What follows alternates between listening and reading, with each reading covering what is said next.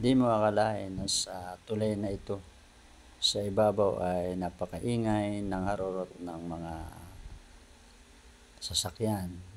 Pero nagulat ako ng aking malaman at aking babain at puntahan ang lugar na ito. Isa pala itong falls na dinarayo ng maraming tao.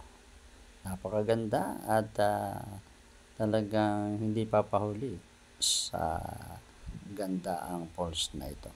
Tinatawag nila itong Pulunan na Falls na matatagpuan sa Hugo Perez, Barangay Hugo Perez, Tres Martires, Cavite. 25 pesos ang entrada kasama may isang ice candy at 350 ang cottage.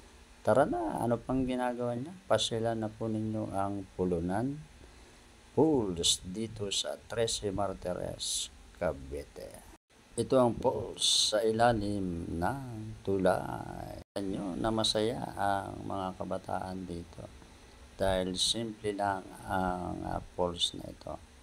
Magagawa mo pang mag-swimming, maghapon at mag-enjoy sa falls na ito ng Pulunan Falls, Trisi, Cavite. Ayan, thank you for watching. Sikasin din po ito. Please like and share. Thank you for watching.